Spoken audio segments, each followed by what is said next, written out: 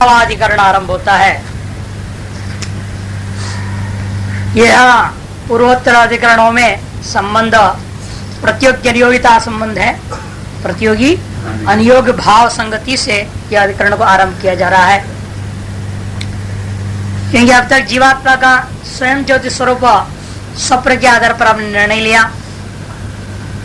और इसके पश्चात सुषुप्ति के आधार पर उसी जीवात्मा का आनंद स्वरूपता को निर्णय करने के लिए परस्पर संबंध या पूर्व इसलिए प्रतियोगी हो गया, ये उसका अनुयोगी हो गया।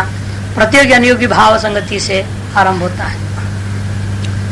तद भावाधिकरणम, इसका अधिकरण सार देखें। नाड़ी पुरी तद ब्रह्माणि विकल्प्यन्ते सुषुप्तये समुच्चितानि वैकार्थ्यात् विकल्प्यन्ते यवादिवत् समुच्चितानि नाड़ीभिर उपस्मृत्य पुरीदति हृस्ते ब्रह्मणि यात्यैक्यं विकल्पित्वष्टदा अष्टदोषता विकल्पित्वष्टदोषता।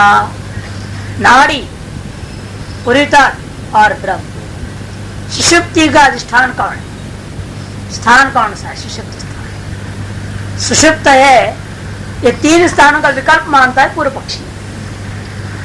नाड़ी, पुरीता और ब्रह्म श्रुति के आधार पर नाड़ियों में रहता है, ऐसा श्रुति कहती है। कहीं कहा दिया कि नहीं पुरी तत्व में, कहीं कहा नहीं ब्रह्म में। तो ये कौन सा ले? कहे तीनों को लो, तीनों विकल्प है, कभी यहाँ कभी वहां कभी वहां, ऐसे पूर्व पक्ष। सिद्धांत समुचित है, सिद्धांत के नहीं समुचित कर। जैसे एक मकान के भीतर क्या है? कमरे हैं और उसमें से एक बेडरूम है ना, एक तो शयन कक्ष कहेंगे और उस शयन कक्ष में एक बिस्तर है, उस पर सोया है, ऐसे बोलने कोई आपत्ति नहीं। ब्रह्म में कल्पित नाड़ी जाल, उन नाड़ी जालों में भी मुख्य जो है विशेष नाड़ी का नाम पुरीतत्व, उस पुरीतत्व नाड़ी का संबंध हृदय वेष्टन से है, तार हृदय रूपी ब्रह्म के अंदर विराजमान सो रहा है, ऐसे हम समुच्चय कर सकते हैं। अब पूर्व पक्षी का ये तो क्या है? कहते वही ये ऐकार्थ वहां अलग कर दो, समुच्चितानि वाह, ये विकल्प होगा। विकल्प माननी चाहिए, ये समुच्चय मानना चाहिए। पूर्व पक्षी कहता ऐकार्थ्यात्, यह समान विभक्ति में सप्तमी सप्तमी सप्तमी है।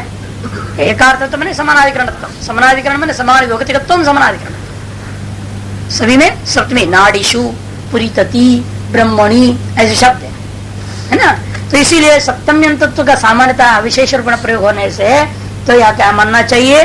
कहते यवादि के समान विकल्प मानो। ये सब क्या था? व्रीहि विरवा यवादिरवा, उन दोनों का समान विभक्ति भी थी, दोनों का प्रयोजन एक है, यजेत। समान विभक्ति है और सबका अर्थ मैंने प्रयोजन भी एक है, याग रूपा। इसलिए वहां पर आपने यव और व्रीहि में विकल्प माना कर्मकांड में, उसी प्रकार यहाँ पर भी मानना चाहिए। सब सप्तम्यंत है और सबका प्रयोजन सुषुप्ति, प्रयोजन भी तो सुषुप्ति है ना, एक प्रयोजन है, इसीलिए जो है विकल्प मानना एक करता है। सिद्धांत नहीं समुच्चितानि नाड़ी विरूप स्वरूप्य पुरीतति, समुचित में समझना कि सीधा बेडरूम में बिस्तर पर कैसे जाएगा? पहले मकान में घुसेगा कि नहीं जाएगा? जो आदमी बाहर है वो पहले मकान के अंदर जाएगा, फिर मकान के अंदर घुसने के बाद में अपना शयन कक्ष की ओर जाएगा और शयन कक्ष के अंदर जाने के बाद वो बिस्तर देखेगा तो उस पर सोएगा। उसी प्रकार यहाँ पर भी आप जागृत में थे, बाहर थे, विषयों में थे, विषयों से आप अंदर आए, कहा? नाड़ियों में आ गए और नाड़ियों से भी भीतर घुसे तो पुरीतत्व नाड़ी में चले गए, वो शयन कक्ष है।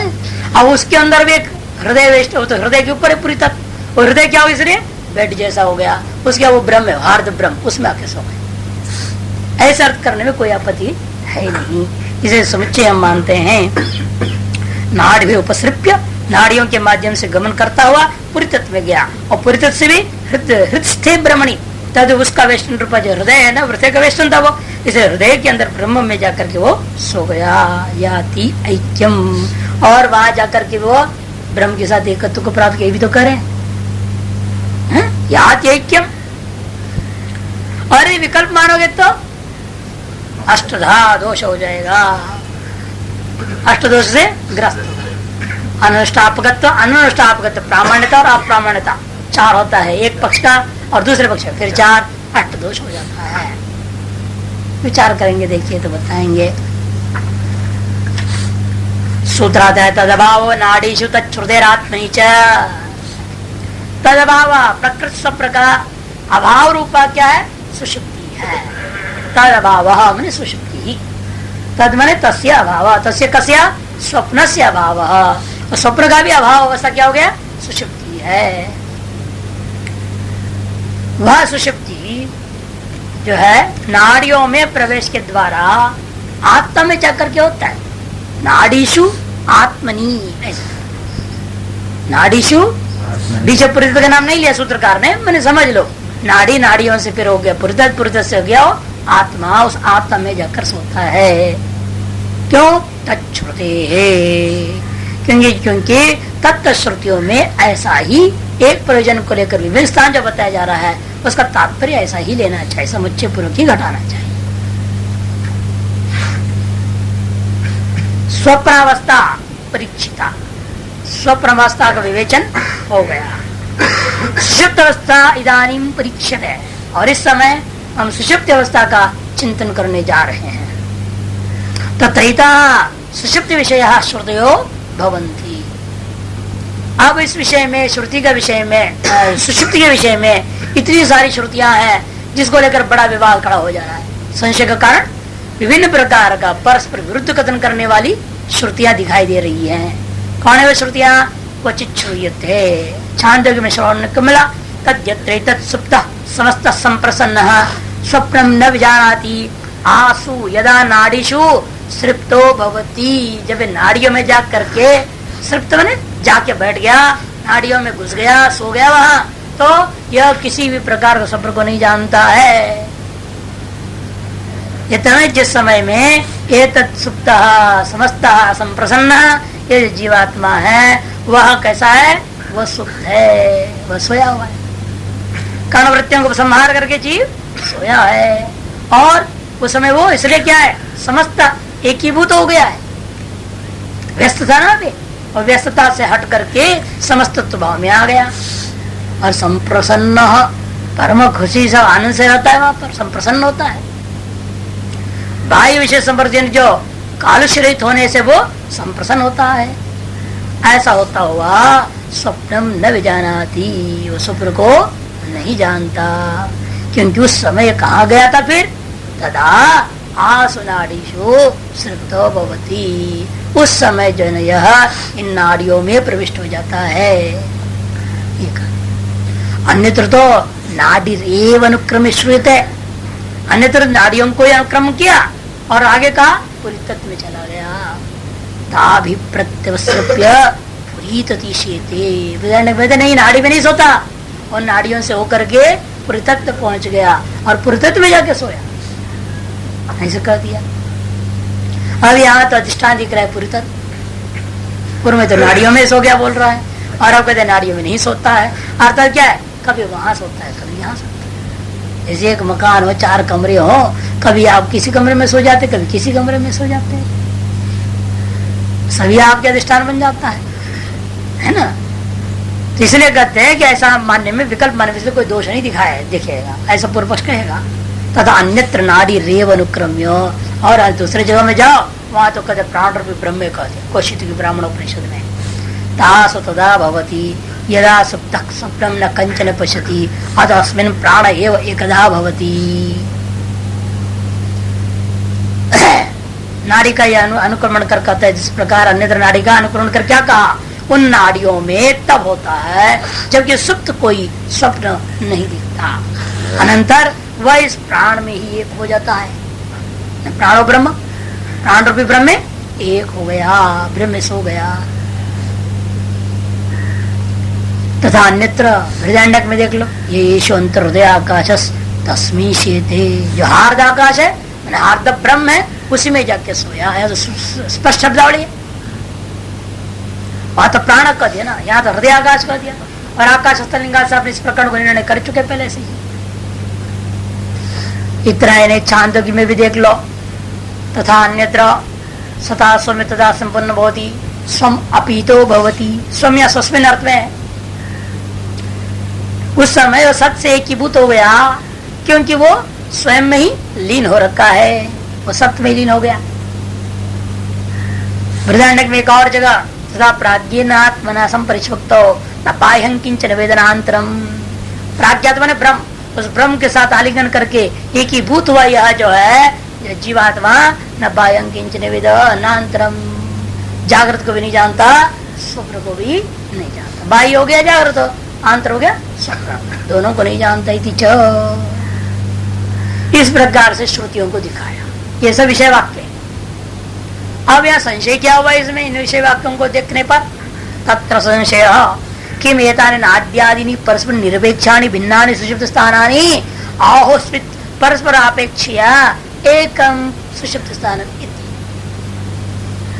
के नाट्यादि जो बताए गए हैं परस्पर एक दूसरे की अपेक्षा के बिना सुषुप्ति के भिन्न भिन्न अनेक स्थान मानोगे, अथवा परस्पर सापेक्ष होते हुए इन सब के माध्यम से निकलकर एक अंतिम स्थान है ऐसा माना जाए है?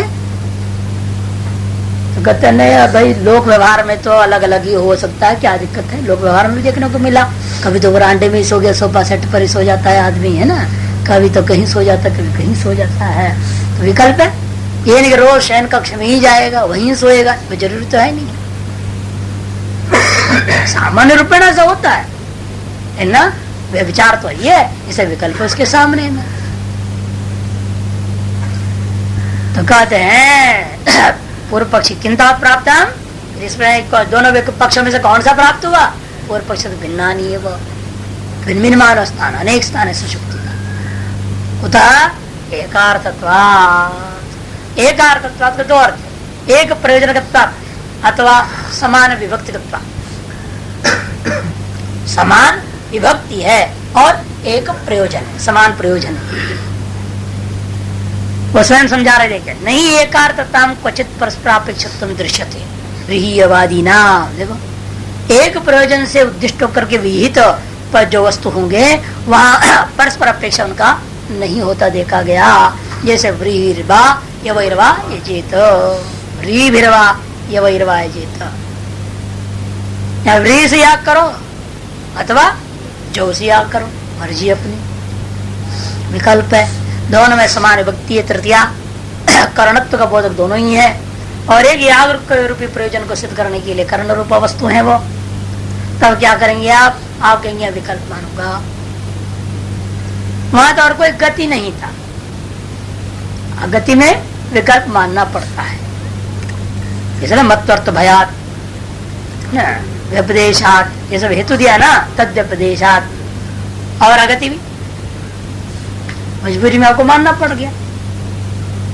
अन्यथा हम लोग दोष वाले वाक्यों को कभी स्वीकार नहीं कर सकते। मीमांसा में तो बड़ा जबरदस्त इस पर वाक्य प्रमाण तो बहुत तगड़ा विचार है ना। मीमांसा पद तो न्याय सांग वैशेषिक हो गया, पद वाक्य प्रमाण पारावारिण, पद तो व्याकरण हो गया, प्रमाण से न्याय आदि, वाक्य से मीमांसा।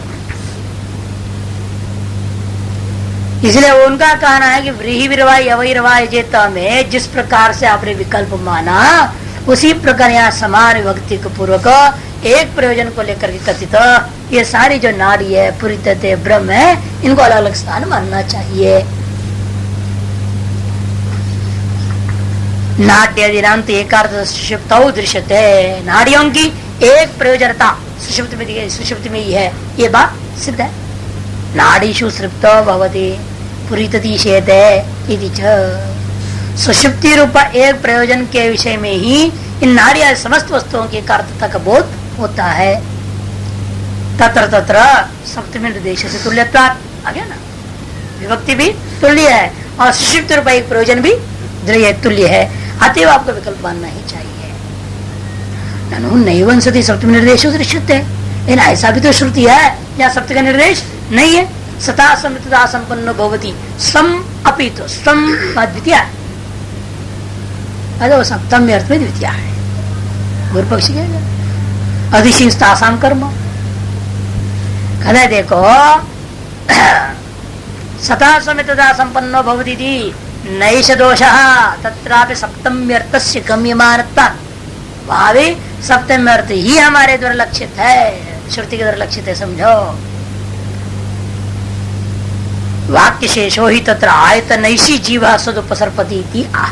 क्योंकि वाक्य शेष के आधार पर यहाँ स्वयं को हम सप्तमी में लेंगे, क्योंकि वह वाक्य शेष में निर्णय क्या दिया, वो जागृत खूब पक्षी का दृष्टान दिया, पक्षी का दृष्टान दिया वाक्य शेष में। उड़ते उड़ते दिन भर इधर उधर घुमा फिरा, खाया पिया, थक गया और कहीं विश्राम स्थान नहीं मिला। तो क्या किया, वो अपना पंख बंद करके स्थिर करके सीधा घोंसले में घुस गया। ये तो बोला ना दृष्टांत। वो घोंसला में जाकर के चुप बैठ गया, वहीं उसको शांति मिली, वही आनंद मिला, वही विश्राम हुआ, वही सुख मिला। बाकी दुनिया में जब तक दौड़ रहा था, उड़ रहा था, केवल थकने के अलावा और कोई लाभ नहीं मिला। खाया भी तो भी थका, नहीं खाएगा तो भी थका, है ना। थकना तो वही है, लक्ष्य वहां तो एक ही काम है, धंधा करो और थक जाओ। विश्राम असलियत में होता ही है अपने अंदर में, मस्त जब हो जाएंगे तब, है ना। असली विश्राम तो आप पाए नहीं, और रोज किंचित विश्राम तो पाते ही है। जब सुषुप्त में चले जाते हैं, सो जाते हैं, तो विश्राम तो हो ही रहा है। तो असली विश्राम तब होएगा ना जब स्वरूपानुभूति हो जाए। तो इसलिए कहते हैं कि देखो उस दृष्टांत के आधार पर भी क्या है, जीव किसको खोज रहा है, जागृत और स्वर्ग स्वप्न में उत्पतन करके अपने इंद्रियों की वृत्ति करके, मन की वृत्ति करने के बाद थक गया है और विश्राम स्थान ढूंढा, तो ये अपना हृदय में चला गया, कभी नाड़ी में चला गया, कहीं पूरी तत्व में चला गया, ऐसे कहा जा रहा है। विश्राम स्थान पर कथन है। इसलिए वह स्वयं का भी अर्थ क्या लेना चाहिए, सप्तम अर्थी स्वे स्वस्मिन् यही लेना चाहिए। अन्यत्र आयतनम अलब्ध्वा प्राणमेव उपश्रयते, अन्यत्र कहीं इसको आयतन मिला नहीं, विश्राम स्थान, इसलिए तो प्राण रूपी ब्रह्म में ही उपाश्रित हो गया, ऐसा वहां छांदोग्य में कहा है। प्राण शब्द है ना, प्रकृति से सता उपादाना, प्राण शब्द वहां प्रकृति जो सत्य है, इसी को ग्रहण करने के बाद पूर्व में निर्णय हो चुका है। आयतन सप्तमी अर्थ, और आयतन हमेशा सप्तमी का अर्थ होता है, और वही आयतन को वहां स्वम कहा है, अतएव जो है सप्तमी अर्थ निश्चित है। यहाँ सप्तमी निर्देशों पे तत्र वाक्य शेष दृश्यते, और यहाँ तक तो और उसी वाक्य शेष में ही सप्तमी का साक्षात निर्देश भी है। सती संपत्ति न विदो सती संपद्यामहे इति, वो सत्य में संपन्न हो रखा था, लेकिन वो जानता नहीं था कि मैं सत्य में संपन्न हूँ। वहां सप्तमी सती सती दो बार साफ है। सर्वत्र च विशेष विज्ञानोपरम लक्षण सुषुप्तम न विशिष्यते, और एक अर्थता के लिए दूसरी अर्थ एक प्रयोजनवत्ता कि सर्वत्र, चाहे नाड़ी में गया हो, चाहे पुरुषत्व में गया, चाहे हृदय में जाकर ब्रह्म में लीन हो गया, कहीं भी गया हो, लेकिन एक ही काम के लिए हो गया है। किस काम के लिए कहते हैं, विशेष विज्ञान से उपरमात्मक जो सुषुप्त है, वो सुषुप्त अवस्था सर्वत्र समान है, न विशेष में समानम भवति। तस्मात् इसलिए पूर्व पक्ष अपनी बात खत्म कर रहा है। एकार्थ नाट्यादि नाम विकल्पे कदाचित किंचित स्थानम स्वापाय उपसर्पति, इसलिए एक प्रयोजन और एक विभक्तिकता को देखते हुए नाट्यादियों को विकल्प पूर्वक ग्रहण करनी चाहिए। किस काम के लिए, स्वाप के लिए, सुषुप्ति के लिए, कभी किसी में चला जाए, कदाचित किंचित जो उपसर्पति इत्यं प्राप्ते प्रतिपाद्यते। इस तरह पूर्व पक्ष प्राप्त होने पर सिद्धांति अपने जवाब में प्रतिपादन करता है, तद अभावो ही, तद अभाव माने नाड़ीषु आत्मैच्छति, ये सूत्र आया, उसका मैं तद अभाव कर देना, तद अभाव नाड़ीषु आत्मैच्छति, ये पूरा सूत्र है। भाष्यकार ने पहले सूत्र का अनुकरण कर दिया। तद अभाव की व्याख्या कर, तद अभाव यदि तस्य प्रकृतस्य स्वप्न दर्शनस्य अभावः सुषुप्तिरित्यर्थः। प्रकृत जो स्वप्न दर्शन है यहाँ पर भी और वहां पर भी, तत्व उपनिषदों में जहाँ सुषुप्ति की चर्चा हुई है उसके पूर्व में वहां सभी में स्वप्न की चर्चा भी किया है, और ये उसी क्रम में यहाँ पर भी आप देख रहे हैं अधिकरणों में पहले स्वप्न पर विचार हुआ, उसके अंतर यहाँ सुषुप्ति का विचार कर रहे हैं। स्वप्न का भाव सुषुप्त मित्यर्थ, नाड़ीषु आत्मैच्छति, यहाँ पर क्या है, समुच्चय नहितानि नाड्यादीनि स्वापाय उपसर्पति न विकल्प। समुच्चय का समुच्चय च कया सूत्र में जो आएगा ना, आत्मनि च उच्च का मतलब है समुच्चय अर्थ लेना कि समुच्चय न एतानि नाट्यादीनी, ये नाड़ी है, पुरितत है, ब्रह्म है, इन सारी चीजों को समुच्चय पूर्वक ही स्वाप के लिए यह जीवात्मा का जाने के बारे में ग्रहण करना, न विकल्पे न विकल्प पूर्वक को ग्रहण नहीं करना।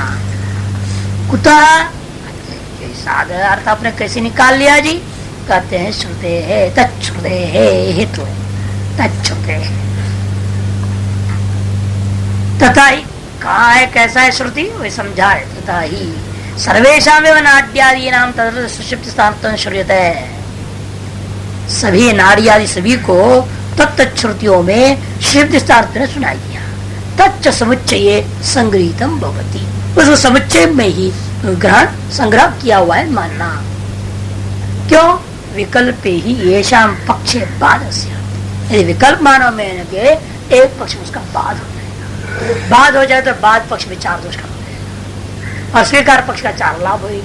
उस स्थिति में क्या हो गया? कुल 8 दोष से ग्रस्त हो जाएगा। जैसे वहां था आपने व्री से अनुष्ठान कर दिया को मान लो, तो व्री में अनुष्ठान जो था वो आपने स्वीकार किया है ना, और यव लेते तो व्री में अनुष्ठापकत्व थी, वो भी आपने स्वीकार कर लिया है ना, उसके नहीं उसके अभाव कर दिया।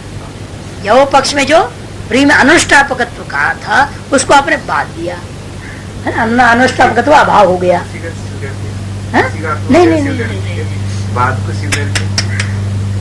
ये तो अष्टदश की गिनती में गड़बड़ करते हैं लोग। आप व्रीहि पक्ष लो 4, जो पक्ष के लो 4, कैसे आएगा 4-4?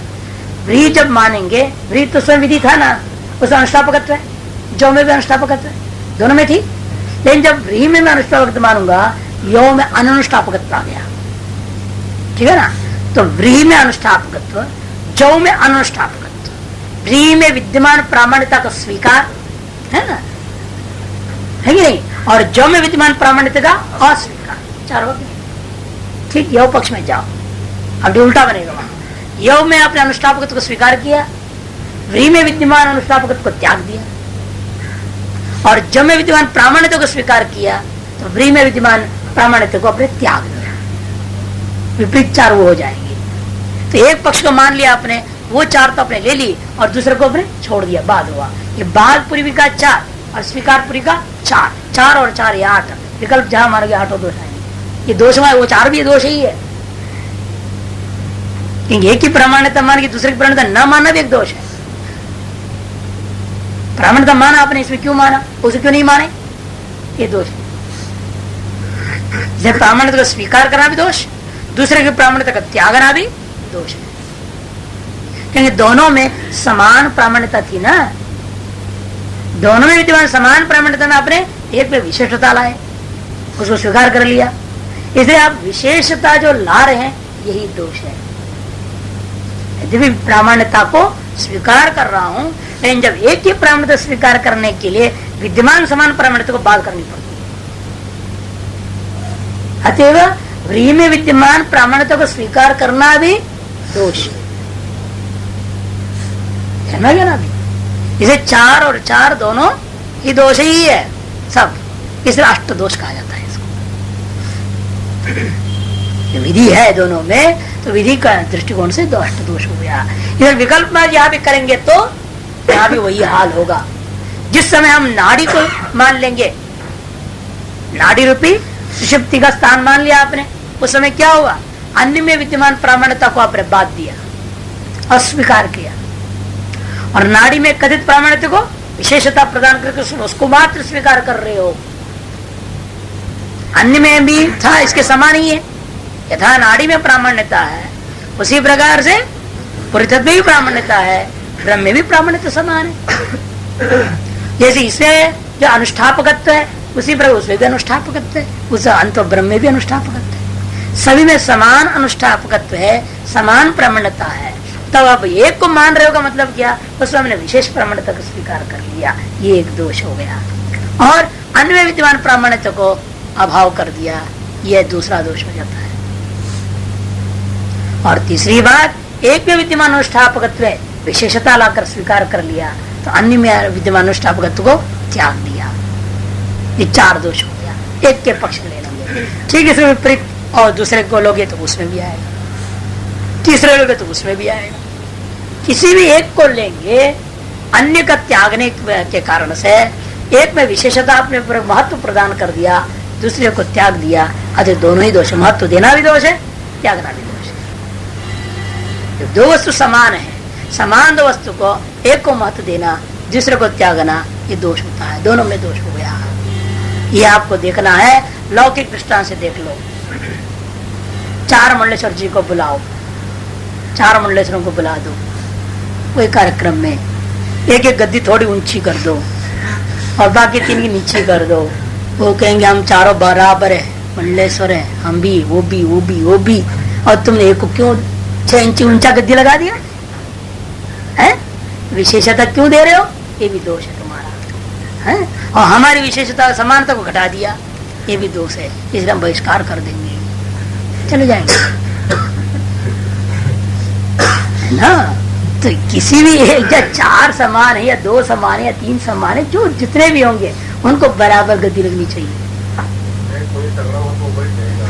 जबरदस्ती बैठेगा तो फिर दूसरे चले जाएंगे, हाँ दूसरे चले जाएंगे। और कई तो हमने ऐसे भी देखा कि जगह है नहीं, मुख्य बैठे हैं ना, जो आचार्य महामंडलेश्वर होते हैं वो बैठ जाते हैं, उनको तो बीच में होता है, लेकिन है तो आसन सब समान, लेकिन उनको विषय बीच बैठते हैं। उसके बाद दूसरे आके बैठ गए थे, उसके बाद तीसरे बैठ के सब बैठ गए इधर उधर, वो एक आया लास्ट में। अब वो देखा क्या करे, हम तो हमेशा आचार्य के बगल में बैठते, तो अब कैसे बैठे? वो जबरदस्ती आके घुस के बैठ गए, और कोई गद्दी नहीं, कोई आसन नहीं, कुछ नहीं। अब क्या करें? और उधर वाला आचार्य मंडलेश्वर उधर खिसक रहा है, और उधर वाला उधर खिसक रही है, एक के जांग पे दूसरे जांग पे, दोनों जांग पे बैठ गया। जगह तो देनी पड़ेगी, क्या करें? और जगह हो ही गया, इधर से खिसी गए सब, और जगह हो गया, नीचे से गद्दी खसाया गया बराबर। हाथ कर दिया, क्या दुनिया है, इतनी इन लोगों की ये नहीं है कि हाथ कर इसे तब हम समझे व्रीहिवादिकरण को, हम तब सही सही समझ गए। यही है समानता में विषमता किंचित भी लाओगे तो सारा गड़बड़ है। ये लोक में आज भी लागू है, अष्टदोषग्रस्त हो जाता है, अष्टदोष ग्रसित हो जाएगा। तथा ये उसको समझा रहे हैं भाष्यकार, सर्वेश्वर नाट्य तद सुषुप्त स्थान श्रूयते तच्च समुच्चय संगृहीतम भवति विकल्प येषां पक्षे बाध स्यात् ननु एकार्थ तत् विकल्पो नाट्यादीनां व्रीहिवादिवत् इत्युक्तम्। अरे व्रीहिवादि होने दो, अष्टदोष क्या आपत्ति है? वहां मान लेते हो, हाँ यहाँ भी अगत्य गति मान के स्वीकार कर लो। कहते नहीं, वो तो अगत्य गति में दोष को अपना लेते, हम अगत्य गति में मानना पड़ता है। और यहाँ गति है ना, समुच्चय के द्वारा भी जब वाक्यों की व्यवस्था दे सकते हैं, जब तत्व समन्वय तो सारे श्रुतियों को परस्पर समन्वित करते हो, तो समुच्चय पूर्वक हम व्यवस्था दे सकते हैं जब, तब हम क्यों मान ले विकल्प को? क्यों हम अष्टदोष को मानेंगे? जब व्यवस्था नहीं कर सकते किसी प्रभाव व्रीहिवादिकरण में, क्या है समस्या ही है, और कोई रास्ता ही नहीं, वाक्यान्वय होगा नहीं। इसलिए वहां मजबूरी में अष्टदोष होने के बावजूद भी हमें विकल्प को स्वीकार करना पड़ता है। कहीं कोई वाक्यार्थ समझ नहीं है तो वहां मध्वर्त रचना करनी पड़ती है ना, अलग अलग हेतु दिया वहां पर।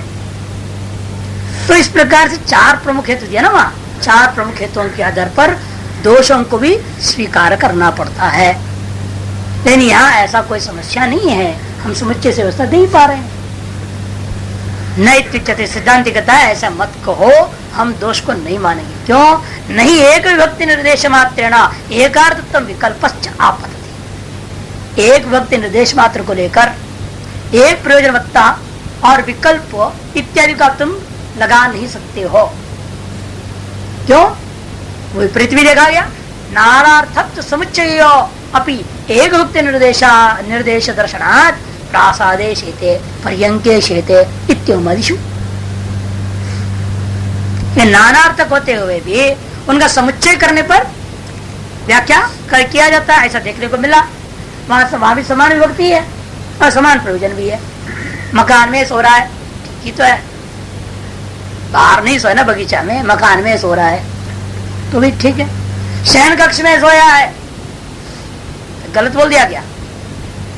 तब भी अर्थ वही है कि बाहर बगीचे में नहीं सोया, कमरे में सोया है।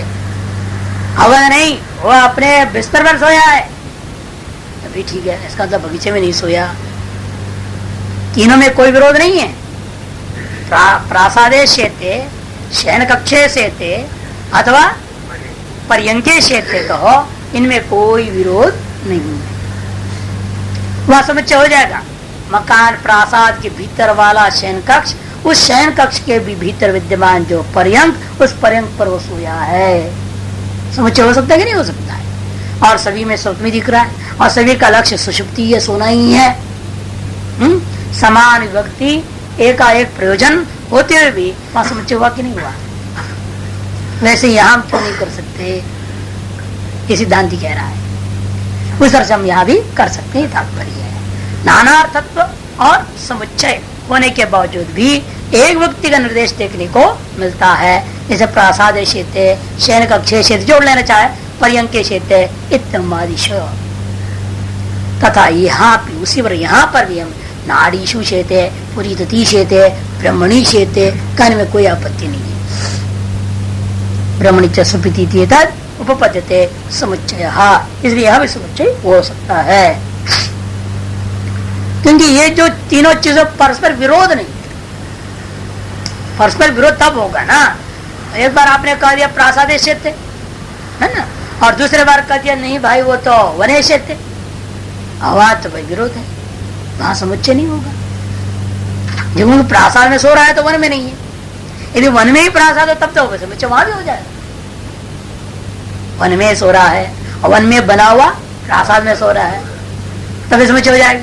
और वन में भवन नहीं है तो वहां पर विरोध है, फिर वहां विकल्प माननी पड़ेगी। या तो जंगल में सोया है या अपने शहर का मकान में सोया है, दो में एक हो सकता है, वहां समुच्चय संभव नहीं है ना। यह ऐसा परस्पर तीनों में कोई विरोध भी नहीं। इसी शरीर के अंदर सारी नाड़ियां, उन्हीं नाड़ियों में से एक का नाम पुरीतति, और वो पुरीतति का है हृदय पर। ये तो मेन गेट हो गया, मुख्य द्वार है, उपद्वार है और फिर पर्यंक है। उसी पर यहाँ पर भी बन रहा है स्थिति। इसलिए यहाँ परस्पर विरोध न होने से समुच्चय करने में कोई आपत्ति भी नहीं है। तथा च श्रुति तासु तदा भवति यदा सुप्तः स्वप्नं न कंचन पश्यति अतस्मिन् प्राण एव एकदा भवति इति समुच्चयं नाडीनां प्राणस्य सुषुप्तौ श्रावयति। नाड़ियों का अपने अन्य स्थानों के साथ समुच्चय को और प्राण ब्रह्म के साथ में भी समुच्चय का ही कथन सुषुप्त में कर रहा है। एक वाक्य उपादानात्, एक वाक्य में सभी को ग्रहण करने से। और प्राण का ब्रह्मत्व, प्राणस्य च ब्रह्मत्व समधिगतम, पूर्व में निर्णय दे चुका हूं। प्राणस्तथानुगमात् इस अधिकरण में 1:28। यत्र भी निरपेक्ष इव नाड़ी सुषुप्त स्थान श्रावयति, जहां पर कहीं ऐसा भी दिखाई दे रहा है नाड़ियों को बिल्कुल स्वतंत्र लेकर के निरपेक्ष होकर कथन हो रहा हो, ऐसे दिखाई देता हो, वहां पर भी हम कहेंगे समुच्चय लक्षित। यत्रापि निरपेक्ष इव, इसे कहते हैं निरपेक्ष के समान दिखाई दे रहा है। क्या? नाड़ियों को सुषुप्त स्थान पर सुनाई दे रहा है। जैसे आसुतदा नाड़ीषु सृप्तो भवति, पीछे कुछ और लिया ही नहीं, सीधे सीधे बोल रहा है इन नाड़ियों में ही वो सो गया था।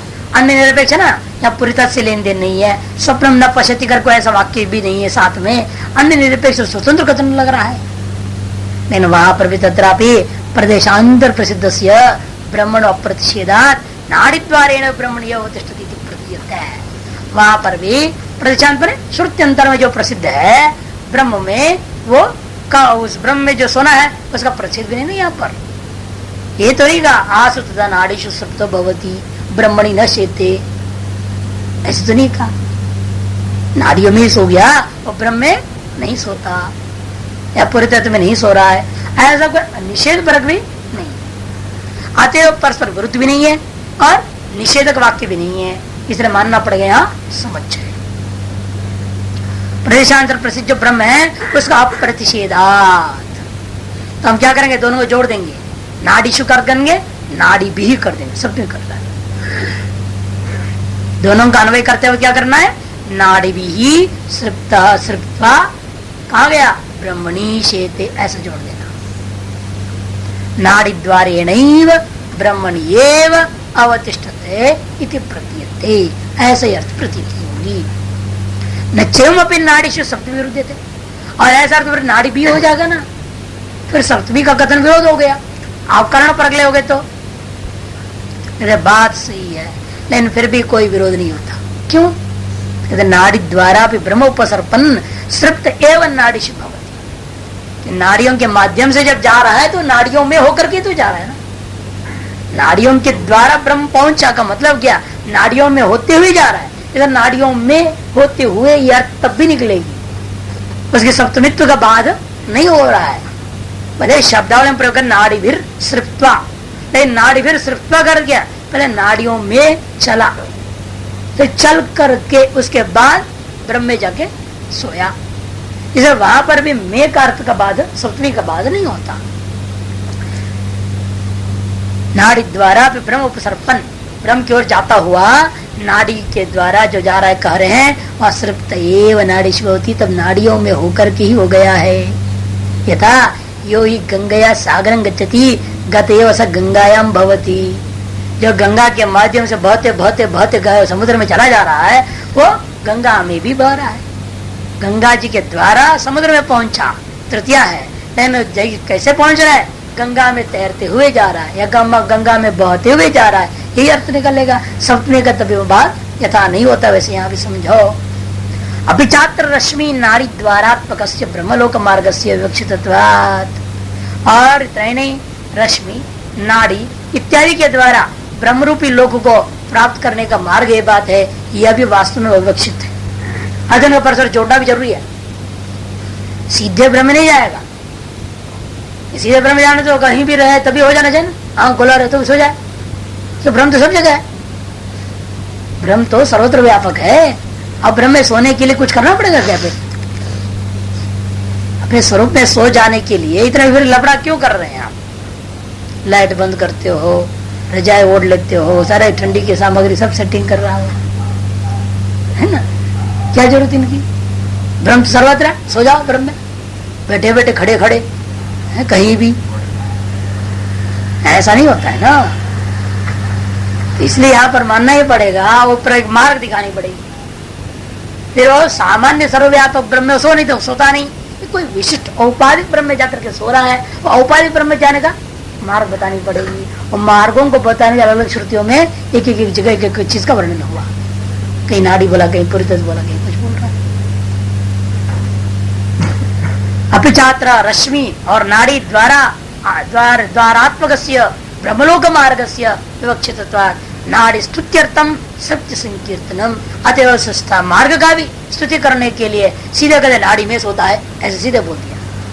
नाड़ी में सोता है बोलने का मतलब उसका जो है स्तुति, नाड़ियों की स्तुति, मार्ग का स्तुति।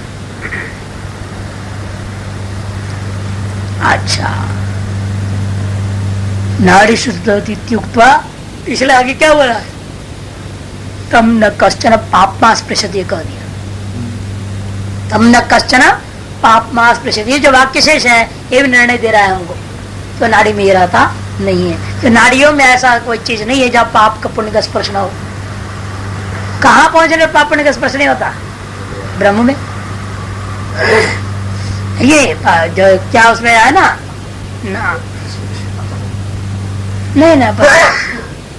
नहीं पुण्या पुण्य स्पृशता, नहीं पुण्या पुण्य स्पृशता, ये मंत्र छांदोग्य में ही है। पुण्य और अपुण्य का स्पर्श नहीं होता। कहाँ? ब्रह्म में, भूमा में, अन्यत्र में नहीं। और नाड़ियों में आपके कह दिया, कैसे कह दिया? पाप स्पर्श नहीं होता। इसे मानना पड़ेगा आपको, स्तुति मात्र ही है। ब्रवीति ब्रुवन नाड़ी ही प्रशंसति, ऐसा कथन करता हुआ वास्तव में नाड़ी की प्रशंसा है। ब्रवीति जब पाप स्पर्शा भावे हेतु, और पाप स्पर्श का भाव का कारण क्या है?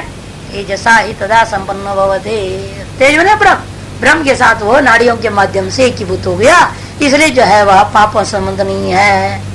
तेजसा नाड़ीगतेन पित्ताख्येन अभिव्याप्त करणो न बाह्यान विषयान इच्छति इत्यर्थः, क्योंकि तेज के द्वारा अर्थात नाड़ीगत पित्त के तेज के द्वारा अभिव्याप्त करणों वाला जब होता है तब जब क्या करता है? वह बाह्य विषयों को नहीं करता। अथवा तेजसा ब्रह्मण एवं अयम निर्देश, तेजसा शब्द के द्वारा सीधा ब्रह्म का ही निर्देश है मान लो, क्योंकि श्रुत्यंतर में ब्रह्म तेज एव इति शब्द से ब्रह्मणि प्रयुक्त, तेज शब्द ब्रह्म प्रयोग हुआ है। ब्रह्मणा ही तदा संपन्न भवती नाड़ी द्वारेण, इसलिए तदा उस सुषुप्ति काल में नाड़ी के द्वारा वो ब्रह्म को ही ब्रह्म से एकीभूत होकर विद्यमान है। अतः तम न कंचन पापमा प्रसिद्ध, इसीलिए उस जीव को, ब्रह्मापन्न जीव को किसी प्रकार का पाप स्पर्श नहीं करता है, ये इसका अर्थ हुआ। ब्रह्म संपत्तिश्च पाप स्पर्शाभाव हेतु समधिगता, और ब्रह्म का संपत्ति ही पाप स्पर्श अभाव के प्रति कारण है, ये बात स्पष्ट उसी छांदि में कहा गया। सर्वे पापमानो अतो निवर्तन्ते अपत पापमा ही एष ब्रह्मलोकः इत्यश्रुतिभ्यः। इन उसको नहीं पुण्या पुण्य स्पृशत, बल्कि और ज्यादा श्रेष्ठ था, उसको नहीं देना है। बात एक ही है, सर्वे पापों अर्थ तो वही है, सभी पापों से वो अलग हो जाता, तो निवर्तनते उस स्वरूप से निवृत्त हो जाते हैं। इसलिए इस ब्रह्मरूपी लोक, ब्रह्म एवं लोक यदि ब्रह्मलोक का ब्रह्मरूपी लोक को अपत पापमा शब्द से कह दिया गया है। इत्यश्रुतिभ्यः एवं च सति प्रदेशांतर प्रसिद्धेन ब्रह्मणा सुषुप्त स्थाने अनुगतो नाड़ीनाम समुच्चय समधिगतो भवति। इसे प्रदेशांतर में प्रसिद्ध ब्रह्म के साथ सुषुप्त स्थान में अनुगत होने की बात जो कही गई है, वो जो है इन नाड़ियों का परस्पर क्या मानागा, समुच्चय को सिद्ध करता है। तथा पूरी तत्वी, इसी प्रकार पूरी तत्व में भी समझो, ब्रह्म प्रक्रिया संकीर्तना, क्योंकि ब्रह्म प्रक्रिया में ही कथन है। तद अनुगुणम एवं सुषुप्त स्थान ज्ञाते, इसे ब्रह्मानुगुण ही सुषुप्त स्थान को कथन किया मानना पड़ेगा। ये अंतर्हृदय आकाश तस्मिन् शेते इति हृदयाकाशे सुषुप्त स्थाने प्रकृति उच्यते पुरीतति शेते इति।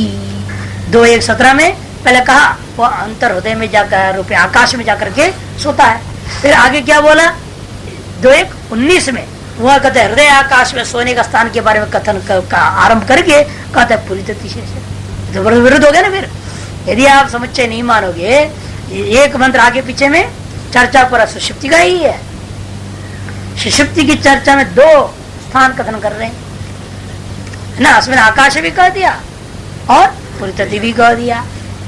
इसे समुच्चय मानेंगे नहीं तो पूर्वोत्तर में वह ग्रंथ में दोष हो जाएगा।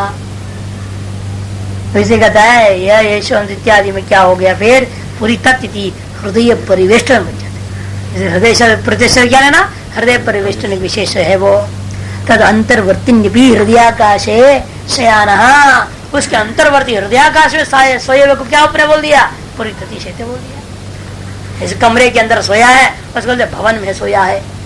क्यों, कमरा कहाँ है, भवन में ही तो है। भाई वेस्टर्न है ना भवन, कमरा में नहीं छोटा सा हो गया, उसके चारों और भी कमरे उमरे से मिला जुला के तो भवन हो गया। भवन एक तरह से भाई वेस्टर्न जैसा हो गया, उसके भीतर में कमरा हुआ, उस भीतर हृदयाकाश में सो रहा है, उसको आपने कह दिया भवन में सोने के सन पूरी तत्व में सो रहा है। इसलिए कोई आपत्ति नहीं समुच्चय करने में।